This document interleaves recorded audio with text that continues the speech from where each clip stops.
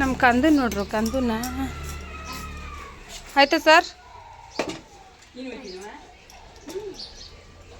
ಎದೋಳಿ ಗಾಡಿ ತೆಗಿಬೇಕು. Hi everyone, welcome back to my new vlog. ಎಲ್ಲರೂ ಹೇಗಿದ್ದೀರಾ? ಐ ಹೋಪ್ ನೀವೆಲ್ಲರೂ ತುಂಬಾ ಚೆನ್ನಾಗಿದ್ದೀರಾ ಅಂತ ಹೇಳಿ ನಾನು ಬೆಳಗ್ಗೆನೇ ವ್ಲಾಗ್ನ ಶುರು ಮಾಡ್ಕೊಂಡಿದ್ದೀನಿ. ಸ್ಕೂಲಿಗೆ ರಕ್ಷಿನ ರೆಡಿ ಮಾಡಿ ಇವಾಗ ಸ್ಕೂಲಿಗೆ ಬಿಡೋಣ ಅಂತ ಹೇಳಿ ಸ್ಕೂಲ್ ಹತ್ರ ಬಂದೆ. ಹೊಡು ಬಾಯ್. ಅಲ್ಲಿ ಹೆಂಗ್ ಹೋಯ್ತಾನೆ ಬಾಯ್ ಮಾಡ್ದ. ಬಾಯ್ ಕಣ. ಓಯ್ ಬಾಯ್ ರಕ್ಷಿ.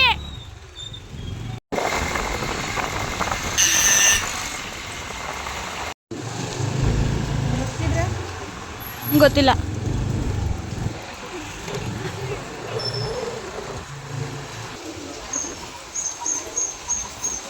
ರಜನಾ ನಾವು ರಕ್ಷಿನ ಸ್ಕೂಲಿಗೆ ಬಿಟ್ಟು ಕುಂಬಾರ್ ಹೋಟ್ಲ್ ಇಡ್ಲಿ ತಿನ್ನೋಣ ಅಂತ ಹೇಳಿ ಬಂದಿದ್ದೀವಿ. ಏಮುನೋ ಬಂದಿದ್ಲು. ನಾನು ಸ್ವಲ್ಪ ಕೆಲಸ ಇತ್ತು ಅಂತ ಹೇಳಿ ರಾಮನಗರ ಹೋಗಿದ್ದೆ. ಹಾಗಾಗಿ ಅವಳು ನನ್ನ ಜೊತೆಲಿ ಬಂದಿದ್ಲು. ಅವಳು ಬರ್ತಾ ಇದ್ದಂಗೆ ಹೇಳಿದ್ಲು, ಅತ್ತೆ ನೀನು ಇಡ್ಲಿ ಕೊಡಿಸ್ತೀನಿ ಅಂತ ಅಂದರೆ ಮಾತ್ರನೇ ನಾನು ಬರ್ತೀನಿ, ಇಲ್ಲ ಅಂದರೆ ಬರಲ್ಲ ಅಂತ ಹೇಳಿ. ಆಯಿತು ಬಾ ಅಂಥೇಳಿ ಅವಳನ್ನು ಕರ್ಕೊಂಬಂದಿದ್ದೆ. ಅದಕ್ಕೆ ಮನೇಲಿ ರಕ್ಷಿಗೆ ಟಿಫನ್ ಮಾಡಿ ಆಮೇಲೆ ಅವನನ್ನು ಕಳಿಸಿ ನಾವು ಇಡ್ಲಿ ತಿನ್ನೋಣ ಅಂತ ಹೇಳಿ ಬಂದಿದ್ದೀವಿ. ಈ ಇಡ್ಲಿ ಬಿಸಿಲು ತಿಂದರೆ ಅಷ್ಟೇ ಚೆಂದ. ಸ್ವಲ್ಪ ತಣ್ಣಗಾದ್ಮೇಲೆ ತಿನ್ನೋದಕ್ಕೆ ಆಗೋದೇ ಇಲ್ಲ. ಯಾಕಂದರೆ ಒಲೆಯಲ್ಲಿ ಬೇಯಿಸಿ ಇಡ್ಲಿನ ಮಾಡ್ತಾರೆ. ಅದ್ರ ಮೇಲೆ ತುಂಬ ಖಾರವಾಗಿರೋ ಚಟ್ನಿ ಹಾಕಿ ತುಪ್ಪ ಹಾಕಿ ಕೊಡ್ತಾರೆ. ತುಪ್ಪನ ಕೇಳಿ ಹಾಕಿಸ್ಕೋಬೇಕು ನಾವೇನೇನೆ ಕೇಳಿದ್ರೆ ಹಾಕ್ಕೊಡ್ತಾರೆ. ತುಂಬ ಅಂದರೆ ತುಂಬ ಚೆನ್ನಾಗಿರುತ್ತೆ. ಮಾಗಡಿಲಿ ಇದೇ ಫೇಮಸ್ಸು. ಕುಂಬಾರ್ ಹೋಟ್ಲು ಇಡ್ಲಿ ಅಂದರೆ ಎಲ್ಲರಿಗೂ ತುಂಬಾ ಫೇವ್ರೇಟ್ ಅಂತ ಹೇಳ್ಬೋದು. ತುಂಬ ಫೇಮಸ್ಸು ಕೂಡ ಹೌದು. ತಿಂಡಿ ಎಲ್ಲ ತಿಂದ್ಕೊಂಡು ಅಲ್ಲಿಂದ ನಾವು ರಾಮನಗರ ಚಿಕ್ಕಮ್ಮರ ಮನೆಗೆ ಹೋದ್ವಿ. ಏಮುನ್ ಬಿಡೋಣ ಅಂತ ಆ್ಯಕ್ಚುಲಾಗಿ ಅಲ್ಲಿ ಹೋದೆ ನಾನು. ಯಾಕಂದರೆ ನಮ್ಮ ಅತ್ತೆಗೆ ಹಾಸ್ಪಿಟ್ಲಿಗೆ ತೋರಿಸ್ಬೇಕಿತ್ತು. ಮದ್ದೂರಿಗೆ ಹೋಗ್ತಾಯಿದ್ವಿ ನಾವು. ಹಾಗಾಗಿ ಏಮುನ್ ಬಿಟ್ಬಿಡೋಣ ಅಂತ ಹೇಳಿ ಹೋದೆ. ಅಲ್ಲಿಗೆ ಹೋದ್ಮೇಲೆ ಯಾಕೋ ಗೊತ್ತಿಲ್ಲ ಏಮುನ್ನ ಅಲ್ಲಿ ಬಿಡೋದಕ್ಕೆ ಮನಸ್ಸು ಬರಲಿಲ್ಲ ನನಗೆ. ಚಿಕ್ಕಮ್ಮನ ಕೇಳಿದೆ, ಕರ್ಕೊಂಡು ಹೋಗ್ಲಾ, ಹೆಂಗೋ ನೀವು ಇವತ್ತು ರಜಾ ಹಾಕ್ಸಿದ್ದೀನಲ್ವ ಅಂತ ಹೇಳ್ಬಿಟ್ಟು. ನೀನು ಹೇಳಿದ ಮತ್ತು ಸ್ವಲ್ಪನೂ ಕೇಳಲ್ಲ ಅಂತ ಚಿಕ್ಕಮ್ಮ ಸ್ವಲ್ಪ ಇದು ಮಾಡ್ಕೊಂಡು ಕಳಿಸಿದ್ರು. ಆಮೇಲೆ ಹೋಗು ಅಂತ ತಮಾಷೆಗೆ ರೇಗ್ತಾಯಿದ್ರು ಅಷ್ಟೇ, ಸೀರಿಯಸ್ ಆಗಲ್ಲ.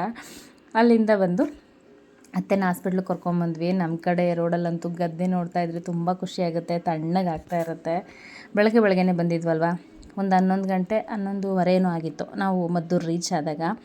ಈ ಡಾಕ್ಟ್ರು ತುಂಬ ಚೆನ್ನಾಗಿ ನೋಡ್ತಾರೆ ಅಂತ ಅಮ್ಮ ಹೇಳ್ತಾಯಿದ್ರು. ಹಾಗಾಗಿ ಇಲ್ಲೇ ಕರ್ಕೊಂಬಂದು ಇವಾಗ ನಮ್ಮ ಅತ್ತೆಗೆ ರೆಗ್ಯುಲರಾಗಿ ಕರ್ಕೊಂಬಂದು ಇಲ್ಲೇ ತೋರಿಸ್ತಾ ಇದ್ದೀನಿ. ಮಂಡಿ ನೋವು, ವಯಸ್ಸಾದವ್ರಿಗೆ ಕಣ್ಕಾಲು ನೋವು ಈ ಥರ ಇರುತ್ತಲ್ವ, ಇಲ್ಲೋಗಿ ಸ್ವಲ್ಪ ಇಂಜೆಕ್ಷನ್ ತೊಗೊಂಬಂದರೆ ಅತ್ತೆ ಬೆಟರಾಗಿರ್ತಾರೆ. ಹಾಗಾಗಿ ಇಲ್ಲೇ ಕರ್ಕೊಂಬಂದು ತೋರಿಸೋಣ ಅಂತ ಅವ್ರಿಗೆ ಇಲ್ಲೇ ಕರ್ಕೊಂಬಂದು ತೋರಿಸ್ತಾ ಇದ್ದೀವಿ. ಇವರು ಹೊರಗಡೆ ಯಾವುದೇ ಟ್ಯಾಬ್ಲೆಟ್ನ ಬರ್ಕೊಡೋದಿಲ್ಲ, ಆಯುರ್ವೇದಿಕ್ ಟ್ಯಾಬ್ಲೆಟನ್ನೇ ಕೊಡ್ತಾರೆ. ಮದ್ದೂರು ಹತ್ರ ಇರೋದು ಇವರು.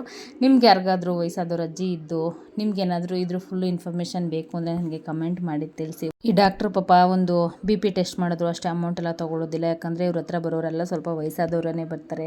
ಹಾಗಾಗಿ ತುಂಬ ಕೂಲಾಗಿ ಹ್ಯಾಂಡ್ಲು ಮಾಡ್ತಾರೆ. ಎಷ್ಟೇ ಯಾರು ವಯಸ್ಸಾದವ್ರು ಬಂದ್ರೂ ಏನೇ ಇದು ಮಾಡಿದ್ರು ಪಾಪ ಅವರು ತುಂಬ ರಾಶಾಗೆಲ್ಲ ಮಾಡ್ಕೊಳ್ಳೋದಿಲ್ಲ. ನಾನು ಅತ್ತೆ ಇಲ್ಲಿ ತೋರಿಸೋದಕ್ಕೆ ಶುರು ಮಾಡಿ ಒಂದು 6 ತಿಂಗಳ ಮೇಲೆ ಆಯಿತು. ನಾನು ರೆಗ್ಯುಲರಾಗಿ ಹೋಗ್ತಾ ಇರ್ತೀನಲ್ಲ, ಅವರು ಪಾಪ ಯಾವ ಥರ ಏನು ಅಂತ ನೋಡಿದ್ದೀನಿ. ಹಾಗಾಗಿ ಹೇಳಿದೆ ಅಂದವೇ ಏಮುನ್ನ ರಾಮನಗರ ಬಂದಿತ್ತು. ಮನೆಗೆ ಬಂದು ಸ್ವಲ್ಪ ಎಲ್ಲ ರೆಸ್ಟ್ ಮಾಡಿ ಫ್ರೆಶಪ್ ಆಗಿ ಇವಾಗ ಒಂದು ಬರ್ಡೇ ಇತ್ತು. ಹಾಗಾಗಿ ಹೋಗ್ತಾ ಇದ್ದೀವಿ.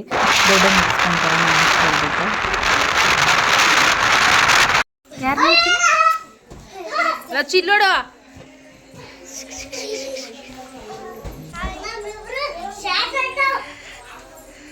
ಇನ್ನು ಸ್ವಲ್ಪ ಎಲ್ಲ ಸಿಂಪಲ್ ಆಗಿ ಡೆಕೋರ್ ಮಾಡ್ತಾ ಇದ್ದಾರೆ, ಅದಕ್ಕೆ ವೇಟಿಂಗ್.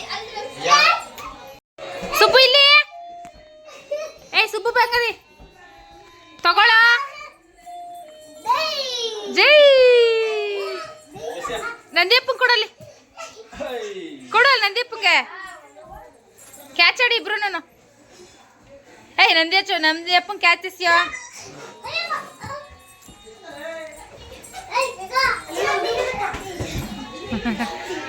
ಅಷ್ಟೇ, ಅವ್ನು ಮೂಡ್ ಔಟ್ ಆಗೋಯ್ತು. ಅವನ್ ಬಾಲ್ ಕೊಟ್ಬಿಡ್ರಪ್ಪ.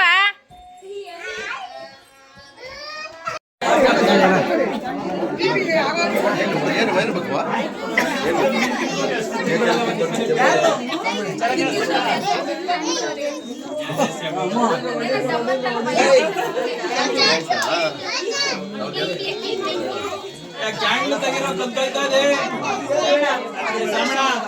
ಈ ಮುಂದ್ಗಡೆ ಹುಡುಗರುಗಳು ಸೈಡ್ಗೆ ಹೋಯ್ತಾರ.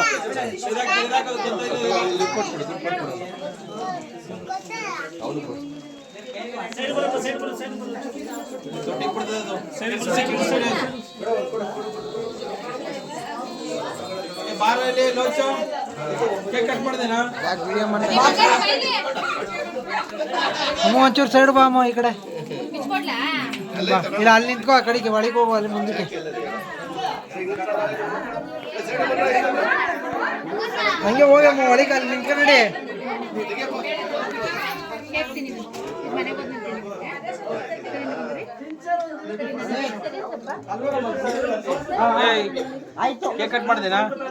ಅಂತೂ ಇಂತೂ ಬರ್ಡೇ ಪಾರ್ಟಿ ಶುರುವಾಯಿತು.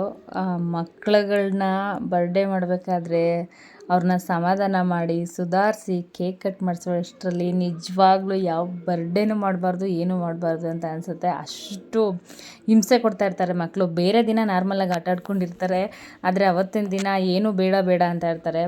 ಎಲ್ಲ ಮಕ್ಕಳು ಸೇರಿದಾಗ ತುಂಬ ಚೆನ್ನಾಗಿರುತ್ತೆ. ಆದರೆ ಇವರು ನಮ್ಮ ಮಕ್ಕಳು ನಮ್ಮನ್ನ ಅಯ್ಯೋ ಅನ್ಸೋದು ನೋಡಿದ್ರೆ ಏನೂ ಬೇಡ ಅಂತ ಅನಿಸ್ಬಿಡುತ್ತೆ. ಯಾವ ಫಂಕ್ಷನ್ಗೆ ಹೋದ್ರು ಅಷ್ಟೇನೆ ತುಂಬ ಅಯ್ಯೋ ಅನ್ಸೋ ಮಕ್ಕಳನ್ನ ಕರ್ಕೊಂಡೋದ್ರೆ ಯಾವ ಫಂಕ್ಷನು ಬೇಡ, ಏನೂ ಬೇಡ, ಮನೇಲಿರೋಣ ಅಂತ ಅನಿಸುತ್ತೆ. ಅವ್ನ ಪಾಪ ಎಲ್ಲರೂ ಕೇಕ್ ತಿನ್ನಿಸಿ ಬೇಜಾರಾಗ್ಬಿಟ್ಟಿತ್ತು. ಅದಕ್ಕೆ ನನಗೆ ಬೇಡ ಅಂತ ಹೇಳ್ತಾ ಇದ್ದ. ಆಮೇಲೆ ಲಾಸ್ಟಲ್ಲಿ ನಾನು ತಿನ್ನಿಸ್ಲಾ ಅಂತ ಹೇಳಿದ್ಮೇಲೆ ಲಾಸ್ಟಲ್ಲಿ ತಿನ್ನಿಸ್ಕೊಂಡ. ಸ್ವಲ್ಪ ತಿನ್ನಿಸಿ ಅಂತ ಹೇಳಿಬಿಟ್ಟು ಎಲ್ಲರೂ ಬಂದಿದ್ದರು. ಕೇಕ್ ಕಟ್ಟಿಂಗ್ ಎಲ್ಲ ಆಯಿತು. ನಾನು ಅಷ್ಟೊಂದು ಬಲವಂತ ಮಾಡ್ತಾಯಿದ್ದೀನಿ ನೋಡಿ. ಆಮೇಲೆ ನಾನು ಕೇಕ್ನ ಬೇಡ ಅಂತ ಕೆಳಗಡೆ ಇಟ್ಟ ಮೇಲೆ ಇಲ್ಲ ತಿನ್ನಿಸು ಅಂತ ಹೇಳಿ ಆಮೇಲೆ ತಿನ್ನಿಸ್ಕೊಂಡೆ ಅವನು. ಅದಕ್ಕೆ ನಗ್ತಾ ಇದ್ದೆ ನಾನು ಬೇಡ ಅಂದಾಗ ನಿನಗೆ ತಿನ್ನಿಸ್ಕೊಳ್ಳೋ ಮೂಡ್ ಬಂತೇನೋ ಅಂತ ಹೇಳಿಬಿಟ್ಟು ಫೈನಲಾಗಿ ಕೇಕ್ನ ಕಟ್ ಮಾಡಿ ನನಗೆ ಸ್ವಲ್ಪ ತಿನ್ನಿಸಿ ಊಟಕ್ಕೆ ಬಂದ್ವಿ ನಾವು. ಊಟಕ್ಕೆ ಪಲಾವು, ಕೇಸರಿ ಬಾತು ಮತ್ತು ಒಂದೆರಡು ಥರ ಪಲ್ಯ, ಅನ್ನ ರಸಮ್ಮು, ಬಜ್ಜಿ, ಹಪ್ಳ ಎಲ್ಲನೂ ಮಾಡಿಸಿದ್ರು. ಊಟ ತುಂಬ ಚೆನ್ನಾಗಿತ್ತು. ಊಟ ಮಾಡಿಕೊಂಡು ಅಲ್ಲಿಂದ ನಾವು ರಿಟರ್ನ್ ಮನೆಗೆ ಬಂದ್ವಿ. ರಕ್ಷಿಗೆ ಇನ್ನೂ ಅಲ್ಲೇ ಇರೋದಕ್ಕೆ ಖುಷಿ. ಯಾಕಂದರೆ ಅವ್ರ ಅಕ್ಕಂದ್ರೆಲ್ಲ ಇನ್ನೊಂದು 1/2 hour ಇದ್ಬಿಟ್ಟು ಆಮೇಲೆ ಬರ್ತೀನಿ ಅಂತ ಹೇಳಿದ್ರು. ನಾವು ಬೆಳಗ್ಗೆ ಒಂದು ಫಂಕ್ಷನ್ ಇತ್ತು, ಹಾಗಾಗಿ ಬೇಗನೆ ಬಂದ್ವಿ.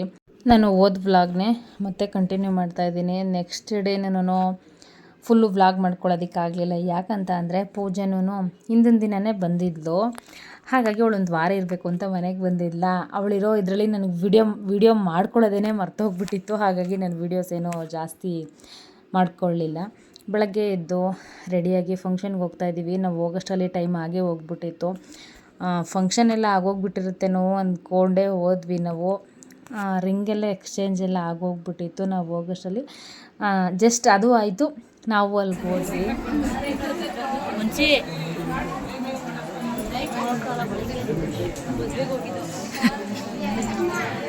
ಕಂಡ್ಬಿಟ್ಟಿದ್ರೆ ಬಿಡು ನೀವು. ಹಾಯ್ ಮಾಡೋ, ಹಾಯ್ ಮಾಡೋ, ಹಾಯ್ ಮಾಡೋ. Okay, thank you.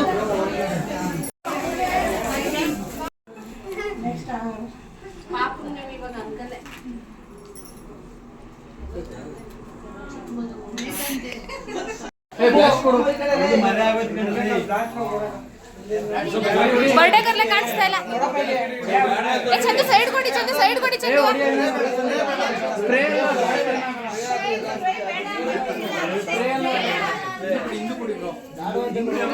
ಇಲ್ಲ ಇಲ್ಲಿ ಚಂದು ಅದ್ರ ಮೇಲೆ ನೋಡಿ ಬೇಡ, ಕೇಕ್ ನೋಡಿ ಬೇಡ.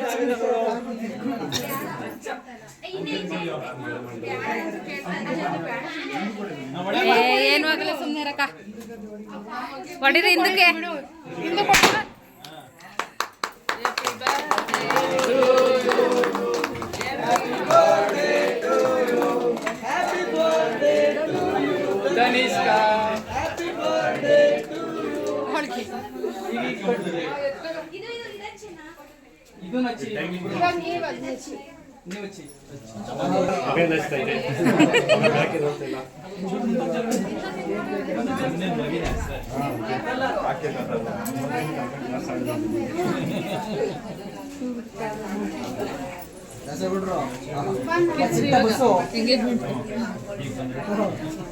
ಇದಕ್ಕೆ ಏನು ವಿಶ್ ಮಾಡೋದಪ್ಪ?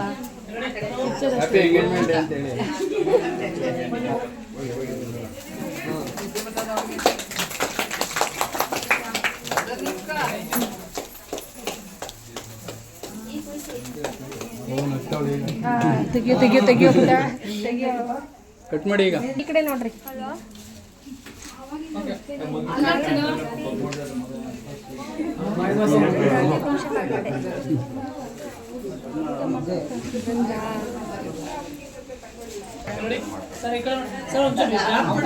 ಸ್ವಲ್ಪ ಇನ್ನೂ ಪರಿಚಯ ಆಗಿಲ್ಲ ಅವಳು, ಪರಿಚಯ ಆಗಿಲ್ಲ ಇನ್ನು. ತಿನ್ನು ತಿನ್ನು ಬನ್ನಿ ಅತ್ತೆ.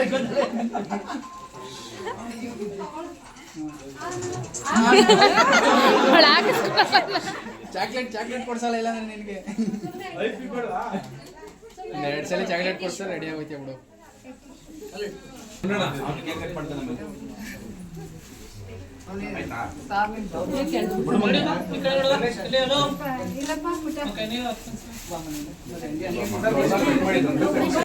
ಫೈನಲಾಗಿ ಫಂಕ್ಷನ್ ಎಲ್ಲ ಮುಗಿಸ್ಕೊಂಡು ಊಟ ಚೆನ್ನಾಗಿತ್ತು, ಹೋಳ್ಗೆ ಊಟ ಮಾಡಿಸಿದ್ರು. ಊಟ ಎಲ್ಲ ಮುಗಿಸ್ಕೊಂಡು ನಾವು ರಿಟರ್ನ್ ಮನೆಗೆ ಬರ್ತಾಯಿದ್ದೀವಿ. ಈ ಒಂದು ವ್ಲಾಗ್ನ ನಾನು ಇಲ್ಲಿಗೆ ಎಂಡ್ ಮಾಡ್ತೀನಿ. ಈ ವ್ಲಾಗ್ ನಿಮಗೆಲ್ಲರಿಗೂ ಇಷ್ಟ ಆಗಿದೆ ಅಂತ ಭಾವಿಸ್ತೀನಿ. ಆದಷ್ಟು ನನ್ನ ಚಾನಲ್ನ ಸಬ್ಸ್ಕ್ರೈಬ್ ಮಾಡ್ಕೊಂಡು ನನಗೆ ಸಪೋರ್ಟ್ ಮಾಡಿ. Thanks for watching.